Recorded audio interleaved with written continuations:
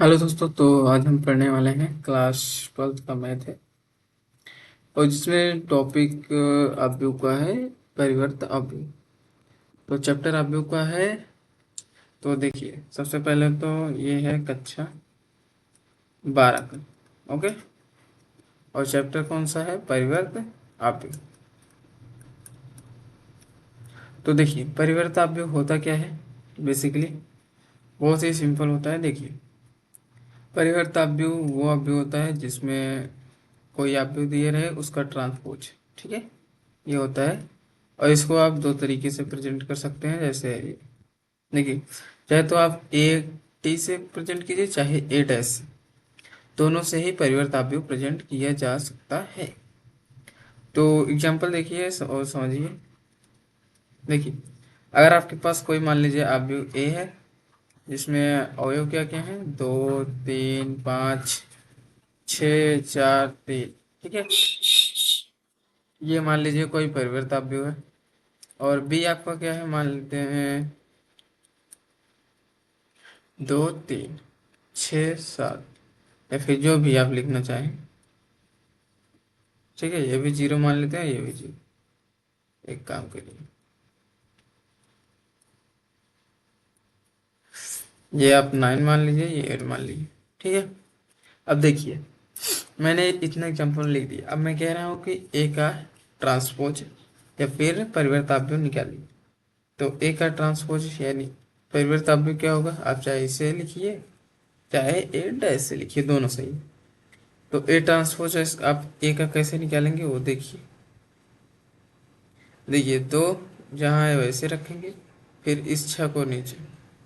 मतलब हम देखिए इसमें बेसिकली करते क्या है कि जैसे ये कोई पंक्ति हो गई। ओके, मान लीजिए कि ये कोई अवयव है, ये इसकी पंक्तियां हैं और ये इसमें स्तंभ है।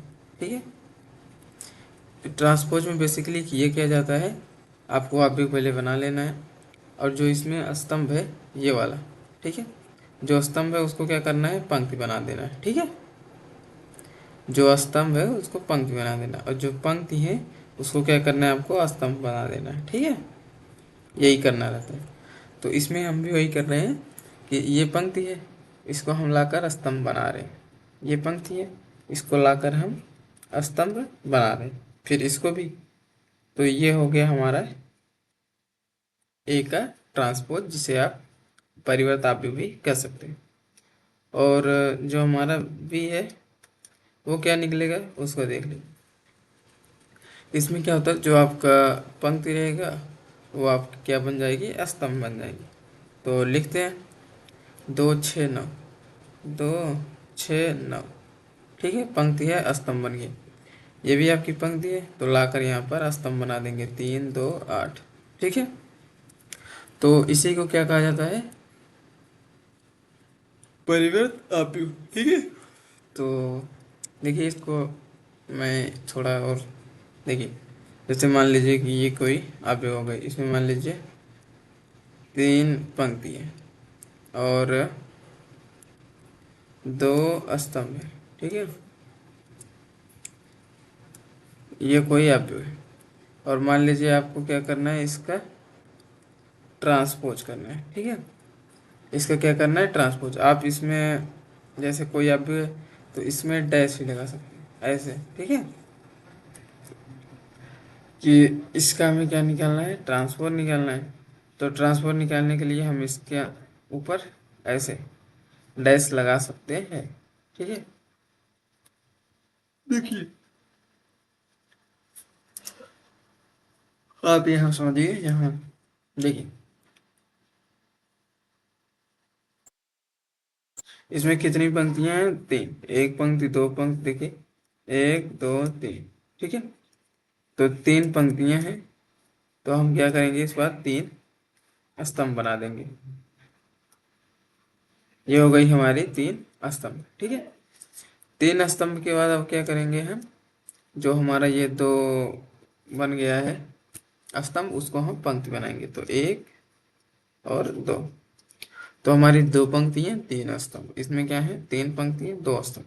हम इसी को लाकर उल्टा कर दिए। ये कलर देखिए पेन का, तो समझ में आ जाएगा। तो आई होप ये पॉइंट समझ में आया होगा। ठीक है, तो आगे बढ़ते हैं। देखिए, यहाँ पर ये ट्रांसफर लगा है तो आप भी लगा सकते हैं। ठीक है, ए ट्रांसपोज इतना और बी ट्रांसपोज इतना। तो अब आगे बढ़ते हैं, देखते हैं अगला टॉपिक क्या है। परिवर्त आव्यूह के गुण। ये पॉइंट थोड़े इंपॉर्टेंट है, इसको ध्यान से समझिएगा। 3 पॉइंट लिखाऊंगा, 3 4, तो आप ध्यान से समझते रहिए। पहला पॉइंट है, फर्स्ट पॉइंट, परिवर्त आव्यूह के गुण क्या होते हैं। तो इसमें पहला पॉइंट है, जैसे मान लीजिए आपके पास आगे पास ए ट्रांसपोज है। ठीक है, और फिर मैंने कह दिया कि इस ट्रांसपोज का ट्रांसपोज आप कीजिए, तो आंसर क्या आ जाएगा, ए आ जाएगी। यानी आपके पास कोई अवयव था। ठीक है, आपके पास कोई अवयव था, उसका ट्रांसपोज पहले से, तो मैंने कह दिया कि आप फिर से उसका ट्रांसपोज कर दीजिए, तो क्या मिल जाएगा आपको, वही सेम टू सेम अवयव। ठीक है, अगर आप जब भी अवयव का डबल बार ट्रांसपोज करेंगे तो हमेशा वही अवयव ही आएगा। और जो दूसरा पॉइंट है उसको देखिए। दूसरा पॉइंट है हमारा कि मान लीजिए कि आपके पास ए प्लस बी ऐसा है, तो मैंने कह दिया कि इसका ट्रांसफर निकलना। तो आप क्या करेंगे, आपको करना कुछ नहीं, केवल अलग अलग ट्रांसफर लगा देना है। ठीक है, प्लस और एक मिनट, प्लस और माइनस दोनों में, ये हो। और जो हमारा तीसरा पॉइंट है वो देखिए। तीसरा पॉइंट है कि मान लीजिए आपके पास कोई के को हम क्या मान रहे हैं, कोई चर पद। ठीक है, जैसे 2 3 कोई संख्या नंबर्स। तो मैंने कह दिया कि इसका ट्रांसफर निकालिए, तो के आप भी ए फिर उसका ट्रांसपोज होगा। तो जब करेंगे इसका आंसर, तो एक के को बाहर निकालेंगे और ए का ट्रांसपोज कर देंगे। ओके, तो ये हो गया हमारा तीसरा पॉइंट, बहुत ही सिंपल। इसको मल्टीप्लाई में है ही तो मल्टीप्लाई रहेगा ही। और देखिए, जो चौथा पॉइंट है उसको देखिए। चौथा पॉइंट दिए गया है कि आपके पास कोई ए भी आव्यूह है और उसका ट्रांसपोज मैंने पूछ लिया है। तो अब आपको क्या करना है, पहले बी का ट्रांसपोज करना है, फिर ए का ट्रांसपोज, तो आंसर सेम आएगा। केवल क्या करना है, आपको अलग अलग कर लेना है बस, और कुछ करना नहीं रहता। तो ये 4 पॉइंट ध्यान दीजिएगा, परिवर्त आव्यूह के गुण हैं, ट्रांसपोज आव्यूह के। तो ए प्लस बी डैश इतना हो जाएगा, के ए डैश इतना हो जाएगा, और 4 ए डैश इतना हो जाएगा। तो ये तो गुण हो गए। अब आगे देखते हैं, सममित और विषम सममित आव्यूह। ये क्वेश्चन में बहुत पूछा जाता है, प्रमेय है, प्रमेय मैं समझा दूंगा। इसके बाद विषम सममित सममित आव्यूह आपको समझ में आ जाएगा। ठीक है, प्रमेय क्या है कि प्रत्येक वर्ग आव्यूह को एक सममित,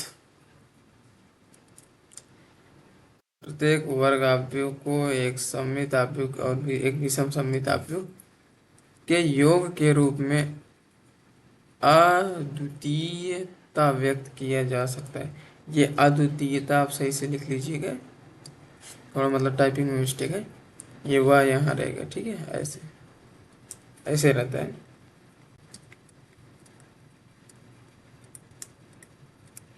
अद्वितीयता। ठीक है, तो ये है, लिख लीजिएगा।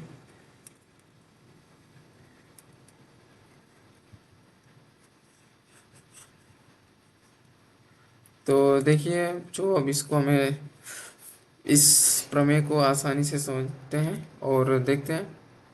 और हाँ, ध्यान से समझिएगा, यही टॉपिक थोड़ा इम्पोर्टेंट है, एग्जाम में भी कई बार पूछ लिए गए हैं।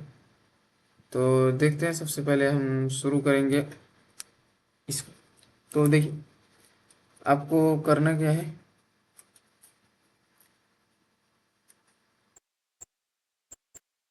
उपपत्ति ऐसे लिखनी, आप जैसे मैं लिख रहा हूँ वैसे लिखते जाइए बस। ठीक है, उपपत्ति में लिखेंगे कि माना, माना ए एक वर्ग आव्यूह है, ए एक वो एक वर्ग आव्यूह,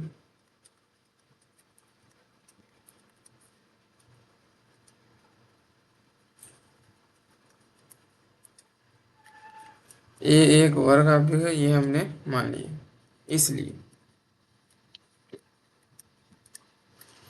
इसलिए जो हमारा ए होगा, अगर हम इसको लिखना चाहें तो 1/2 ए प्लस ए डैश, फिर इसके बाद दोनों का प्लस 1/2 ए माइनस ए डैश, ये हो जाएगा। क्योंकि अगर आप इसको जब तोड़ेंगे तो ए हाफ ए आ जाएगा और ये हाफ ए डैश, फिर इधर करेंगे तो हाफ ए आ जाएगा और माइनस हाफ ए डैश।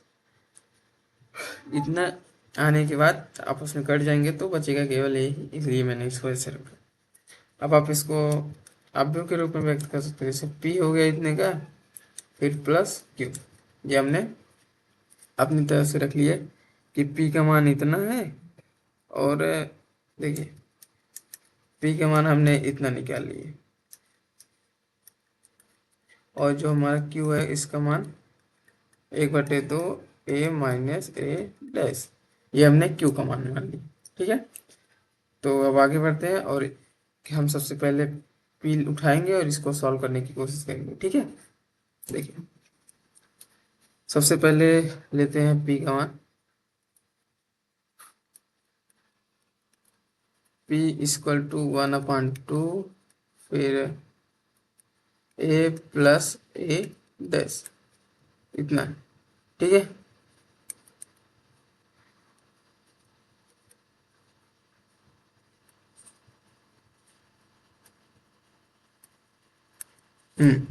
तो हम क्या करेंगे, इसका ट्रांसपोज करेंगे, इसका और इस दोनों साइड हमने क्या कर लिया है, यहाँ आप चाहे तो लिख सकते हैं दोनों तरफ ट्रांसपोज करने पर। ठीक है, ट्रांसपोज करने पर तो आप इसको लिख सकते हैं, दोनों तरफ हमने ट्रांसपोज कर लिया। अब पी डैश तो जैसा है वैसा रहेगा, और इसको करेंगे। देखिए मैंने परिवर्त आपको के गुण बताया था, जब भी आप कुछ उसमें मल्टीप्लाई करेंगे तो वो आराम से बाहर आ जाएगा, और बाकी जो अंदर है जैसे उसमें ऐसे लग जाते हैं। ठीक है, अब आगे क्या होगा, 1/2 जैसा है वैसे रहेगा, ये ट्रांसपोज अलग से आ जाएगा। तो देखिए ए डैश हो गया, फिर प्लस ए डैश पहले से ही है, फिर उसका भी डैश, इतना आ गया। अब करेंगे तो हाफ ए डैश का ए डैश ही रहेगा, प्लस जब डबल बार ट्रांसपोज लगता है तो क्या हो जाता है, वही सेम आप भी आ जाता है। तो इतना करने के बाद पी डैश हमारा जैसा है वैसे रखते हैं, ध्यान दें तो पी डैश हमारा आ जाएगा 1/2 ए प्लस ए डैश। ठीक है, ये पी डैश बराबर आ गया। तो अब इसमें आपको दिख रहा होगा कि जो हमने ऊपर माना था कि पी डैश मैंने पी ट्रांसपोज बराबर इतना ट्रांसपोज, लेकिन हमारा पी ट्रांसपोज बराबर इतना आ गया। ठीक है, तो इसको हम क्या लिख सकते हैं, पी डैश बराबर पी, क्योंकि ये तो पी के मान के बराबर है, क्योंकि हमने जो पीछे निकाला है पी का मान, पी बराबर हाफ ए प्लस ए डैश, वही तो पी बराबर हमारा आया है, पी डैश बराबर पी। तो अब क्या करेंगे अब, इसलिए इसको लिख देंगे, इसलिए जो हमारा पी है एक सममित अवयव है।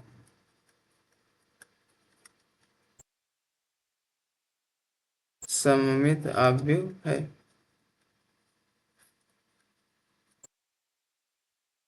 ठीक है, पी हमारा क्या है, एक सममित अवयव है। तो आगे देखते हैं। दूसरा हमारा था क्यू। क्यू बराबर क्या निकाले थे हम, क्यू बराबर हाफ, फिर ए माइनस ए डैश, ये हमने निकाला। हम क्या करेंगे, दोनों तरफ ट्रांसफर ले लेंगे पिछली की तरह, और यहाँ पर लिख देंगे कि दोनों तरफ ट्रांसपोज करने पर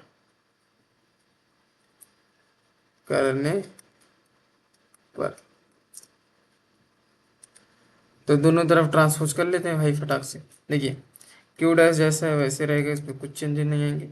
जो हमारा 1/2 है वो बाहर आ जाएगा, बचेगा ए माइनस ए डैश और फिर उसका पूरे का ट्रांसपोज, और फिर करेंगे क्यू डैश हाफ जैसा वैसे रहेगा, ये अलग अलग आ जाएंगे।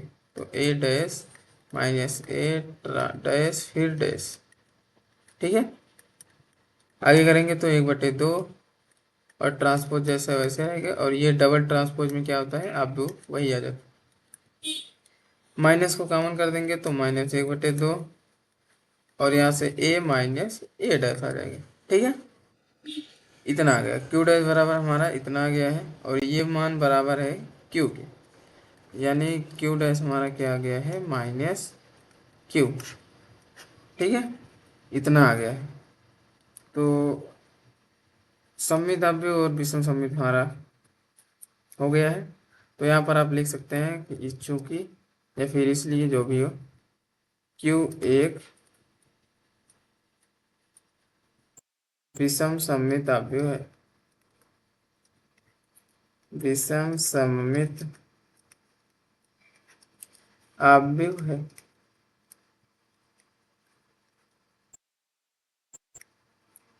ठीक है। और एक बात और, यहाँ पर जो मैंने लिखा है कि कौन सा फार्मूला लगा है, तो यहाँ पर मैं एक बार फार्मूला लिख देता हूँ नीचे, आप ध्यान से देखिए। इसका ट्रांसपोज करने पर मैंने बताया था कि बाहर आ जाएगा और ये इस पर लग जाएगा, ठीक है। और उसी तरह से ए प्लस बी का ट्रांसपोज बताया था, इसका क्या होता है अलग अलग ट्रांसपोज लिख लिया जाता है, ठीक है। तो यही मैंने यहाँ पर किया है। जब ट्रांसपोज लगा था तो ये माइनस था अंदर, तो माइनस रहने के लिए, माइनस होने के कारण हम इसमें माइनस लगाएंगे, लेकिन ऊपर ट्रांसपोज है, ट्रांसपोज के नाते हम अलग अलग ट्रांसपोज लगा दिए हैं।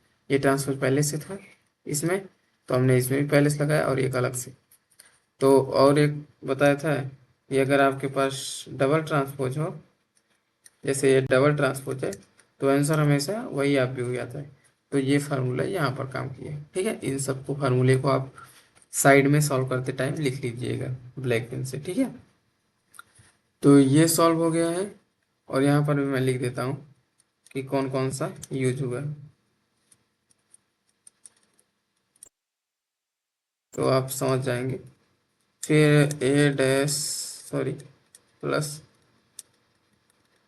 यहाँ से अलग अलग हो जाएगा, और उसी तरह से जब ए डबल ट्रांसपोज रहेगा तो वही आप भी सेम आ जाएगा। तो इन फार्मूलों का यानी इन गुणों का यूज करके मैंने इस प्रमेय को प्रूव किया है। आई होप प्रमेय समझ में आया होगा। कोई डाउट हो तो बेझिझक कमेंट कीजिएगा, ठीक है।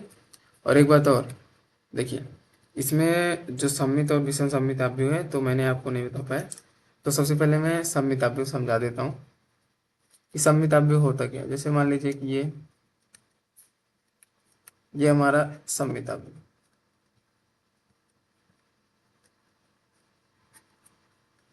देखिए सम्मित आव्यूह में बेसिकली होता क्या है कि मान लीजिए कि एक कोई वर्ग आव्यूह है, देखिए कंडीशन इसमें हमेशा यही होता है ए डैश बराबर ए, ठीक है। अब अगर एग्जाम्पल देखोगे तो भाई बताना पड़ेगा। देखिए मान लीजिए कि ये कोई हमारा 2 3 5 -6 जीरो को जगह 8 बना लो, 7 3 2 -1, ये मान लीजिए कोई हमारा आव्यूह है। और मैंने कह दिया कि इसका सम्मित आव्यूह बताओ, तो आप सम्मित आव्यूह में कुछ करना नहीं है आपको, बेसिकली जैसा है सेम टू सेम वैसे ही रखना। क्योंकि देखिए ए डैश बराबर यानी ए ट्रांसपोज बराबर इतना दिया है, ठीक है।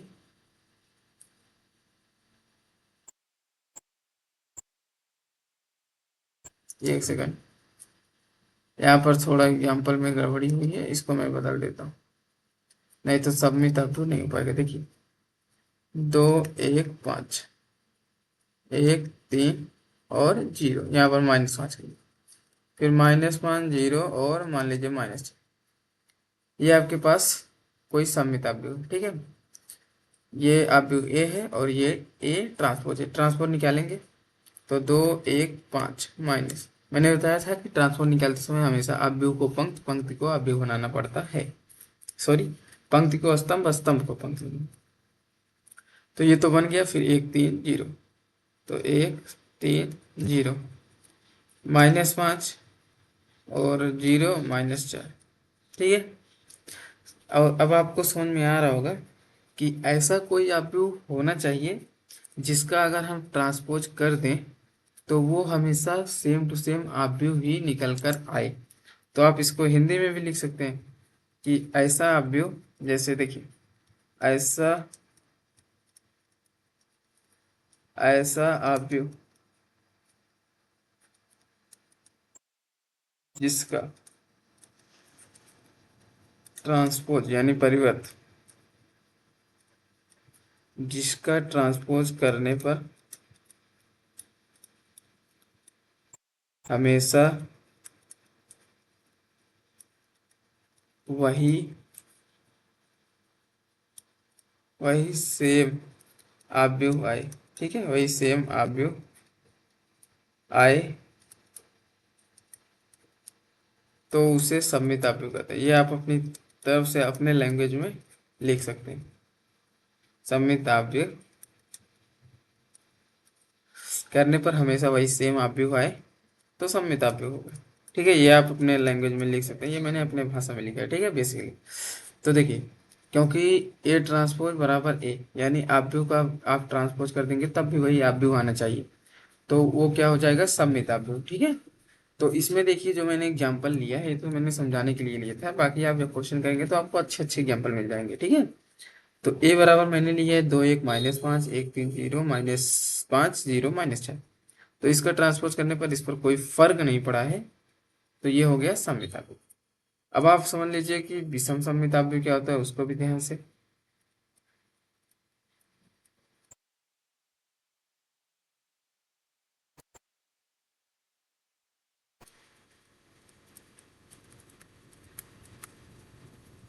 विषम सममित आव्यूह,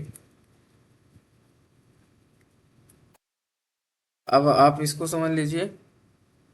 देखिए, विषम सममित आव्यूह में क्या होता है कि जो ए होता है, ठीक है, मान लीजिए कोई हमारा आव्यूह ए हो गया है, तो इसका जो है ट्रांसपोज, इसका ट्रांसपोज किसके बराबर होगा, -a के, ठीक है, -a के।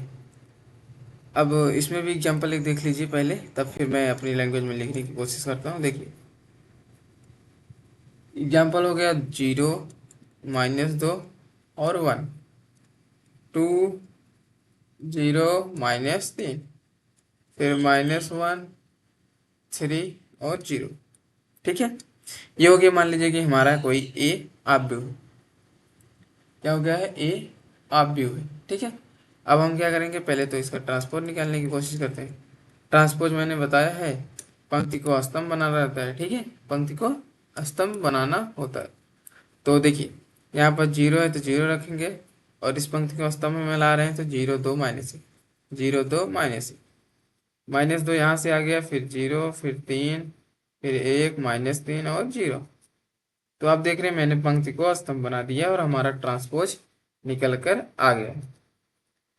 तो आपको दिख रहा होगा कि जो हमारा यहाँ पर माइनस है उल्टा हो गया, यानी यहाँ पर माइनस था तो यहाँ पर आ गया, देखिए यहाँ पर माइनस था तो यहाँ पर आ गया, ये वाला माइनस यहाँ था और उठकर यहाँ चला आया, ठीक है, देखिए उल्टा हो गया माइनस। तो आप अगर ध्यान से देखें तो इसमें से माइनस कॉमन कर सकते हैं। अगर आप माइनस कॉमन कर लेंगे तो ये कितना आ जाएगा, 0 आ जाएगा, 2 आ जाएगा, -1 आ जाएगा, फिर -2 आ जाएगा, 0 आ जाएगा, 3 आ जाएगा, यहाँ से 1 -3 और 0। क्योंकि बच्चों देखिए इसमें माइनस है, तो जब मैंने माइनस कॉमन किया तो इसमें क्या हो गया कि माइनस बाहर आ गया, तो जहाँ पर प्लस है वहाँ पर माइनस जाएगा, तो बेसिकली यहाँ पर क्या आ जाएगा, -a और a', ठीक है। क्योंकि ये पूरे मान किसके बराबर है, a के मान के, तो हमने a लिख लिया है और माइनस लगा दिए हैं तो a'। तो ऊपर वाला हमें मिल गया है, यही तो हमें प्रूव करना था, यानी यही हमें निकालना था, तो मिल गया है, ठीक है। अब आप अगर इसको अपनी भाषा में लिखना चाहें तो लिख सकते हैं कि ऐसा आप भी, ऐसा आप भी जिसका ट्रांसपोज करने पर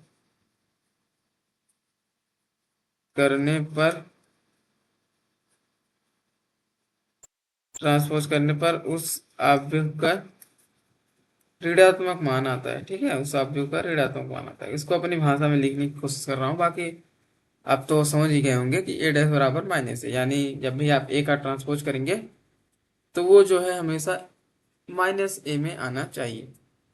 तो ऐसा आप भी जिसका ट्रांसपोज करने पर, यहाँ पर लिख लीजिए, जिसका ट्रांसपोज करने पर उस, ओ सॉरी सॉरी सॉरी, यहाँ पर लिख लीजिए उस आव्यूह का ऋणात्मक मान आता है। उस आव्यूह के, ऐसा आव्यूह जिसका ट्रांसपोज करने पर उस आव्यूह का उस आव्यूह का अरे यार,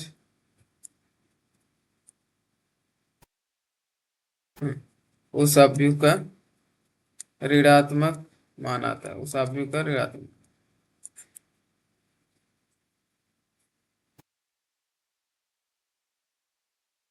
आता है। देखिए, ऐसा आव्यूह जिसका ट्रांसपोज करने पर उस आव्यूह का ऋणात्मक मान आता है, यानी जो हमारा पुराना आव्यूह था, मान लीजिए कि ए आव्यूह, और इसका जब हमने ट्रांसपोज कर दिया, हमने इसका ट्रांसपोज कर दिया, ठीक है, जब ट्रांसपोज कर दिए तो ये इसका मान जो है किसके बराबर आना चाहिए, माइनस ए के। तभी यह जो है एक विषम सममिताव्यूह होगा। ठीक है, तो आप इसको लिख भी सकते हैं कि इस तरह से विषम सममिताव्यूह हो गया, ऋणात्मक मान आता है। ठीक है, ऐसा आव्यूह जिसका ट्रांसपोज करने पर उस आव्यूह का ऋणात्मक मान आता है। तो आप यहाँ पर लिख सकते हैं ए डैश बराबर माइनस ए। ठीक है, आई होप बच्चों समझ में आया होगा ये टॉपिक। कोई डाउट हो तो कमेंट कीजिएगा। बाकी ये जो क्वेश्चन की प्रैक्टिस है इसको मैं दूसरे वीडियो में करवाऊंगा, क्योंकि अभी वीडियो नहीं तो लंबा हो जाएगा। तो आपने टॉपिक समझ लिया होगा आई होप। सममिताव्यूह ये हो गया, विषम सममिताव्यूह ये हो गया। तो ये हो गया हमारा सममित और विषम सममिताव्यूह को हम योग के रूप में कैसे व्यक्त करेंगे, ये है। फिर परिवर्त आव्यूह के गुण हो गया, और ये परिवर्त आव्यूह हो गया। तो यहीं से मैंने शुरू किया था। आई होप कोई डाउट नहीं बचा होगा। तो मिलते हैं नेक्स्ट वीडियो में, तब तक आप अच्छे से पढ़ाई कीजिए भाई साहब, क्योंकि लगभग अगस्त चल रहा है, तो ज़्यादा टाइम नहीं है। इसके बाद धीरे धीरे छुट्टियाँ ही आती रहेंगी, ठंडी बारिश, तो छुट्टी छुट्टी तो पढ़ाई कम हो पाएगी। इसलिए पढ़ाई करते रहिए भाई अभी से, क्योंकि हमने भी यही गलती की है, तो इसलिए आपको बता रहे हैं कि लास्ट में जाकर तैयारी करने में नहीं अच्छा लगता। आप शुरू से ही तैयारी करते रहेंगे, ज़्यादा बेटर रहेगी। ठीक है, जो हमसे गलतियाँ होंगी हम उसको आपको शेयर जरूर करेंगे। ठीक है, ताकि आप जो है अपनी लाइफ में उसको जो है वो गलती को आप ना दोहराएं। ठीक है, हम तो मान लो कर ही दिए हैं, तो अब हम आगे अपना सुधार रहे हैं, तो आप जो है उस गलती को ना करें, इसलिए मैं आपको बताता हूँ। ठीक है, तो मिलते हैं नेक्स्ट वीडियो में। तब तक के लिए भाई इस क्वेश्चन की प्रैक्टिस करते रहिएगा। ये चैप्टर बहुत इंपॉर्टेंट है, इसलिए मैं धीरे धीरे पढ़ा रहा हूँ, क्योंकि इस चैप्टर से लगभग 8-10 नंबर में आपको एग्जाम में 10-15 नंबर में मिल ही जाता मैथ में। ठीक है, तो बाय बाय, टेक केयर।